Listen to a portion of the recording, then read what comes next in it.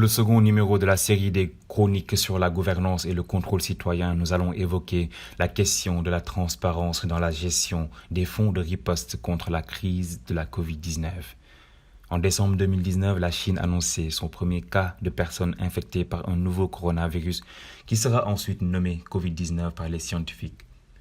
Le 11 mars 2020, l'Organisation mondiale de la santé a déclaré que la Covid-19 pouvait désormais être qualifiée de pandémie due aux niveaux alarmants de propagation et de sévérité de la maladie. Pour faire face à cette crise sanitaire et socio-économique, l'État du Sénégal, en collaboration avec les ONG, les bonnes volontés, a mis en place un fonds d'une valeur de 1 000 milliards de francs CFA dans le cadre du programme de résilience économique et sociale avec les partenaires techniques et financiers. Toutefois, même les dépenses prévues pour construire la résilience en période de crise doivent être utilisées dans le respect des règles de l'équité et de la transparence, et la redevabilité demeure une exigence sociale. C'est dans ce cadre que Lex-Africa a publié un rapport intitulé « Étude des perceptions et de la gouvernance sociale de la riposte ».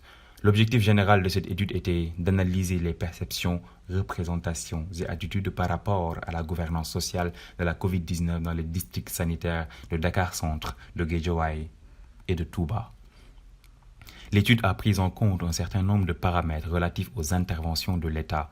Il s'agit entre autres de documenter les questions liées au soutien de l'État aux communautés, les perceptions de celles-ci sur l'efficacité des mesures restrictives. Les personnes disant avoir bénéficié d'un soutien dans le cadre de la riposte sont majoritaires dans les districts de Guédiawaye, soit 69%, et Dakar-Centre, 52%, et moins de la moitié des personnes dans le district de Touba, 42%. Par ailleurs, dans les entretiens, les personnes se plaignent de la mauvaise coordination dans la distribution des aides de l'État. Par conséquent, le sentiment général est illustré à travers cet extrait d'entretien suivant. Oui, il y avait des aides, mais moi je l'ai seulement entendu. Je n'ai pas vu d'aide et les gens du quartier peuvent le confirmer.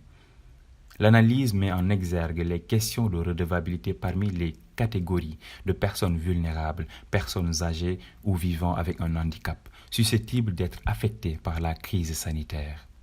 Les résultats mettent en évidence que le soutien aux personnes vivant avec une comorbidité, diabète, hypertension, etc. a été diversement apprécié par les personnes vulnérables. Parmi elles, 44% ignorent l'existence d'un appui destiné aux personnes avec une comorbidité.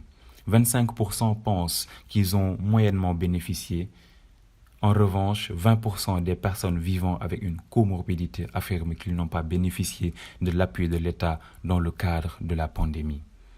Par rapport à l'acceptabilité du vaccin, certains assument leur position d'anti-vaccin qu'ils justifient par les complications souvent notées suite à la prise du vaccin.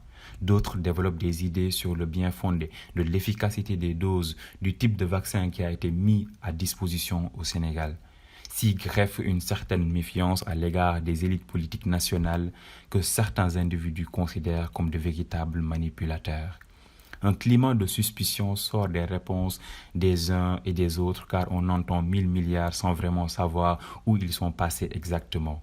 Donc, les questions de redevabilité active de la gouvernance sanitaire, économique et sociale de la Covid-19 pourraient être repensées et mises en œuvre dans le cadre de processus participatifs. Pour cela, il faudrait co-construire les stratégies et plans d'action pour la réduction des comptes auprès des communautés de manière inclusive et indépendante des considérations politiques. Il faut aussi réaliser de manière participative des cartographies de la vulnérabilité, des initiatives locales et des actions de solidarité autour des impacts, des mesures et réponses de l'État et des partenaires. À bientôt.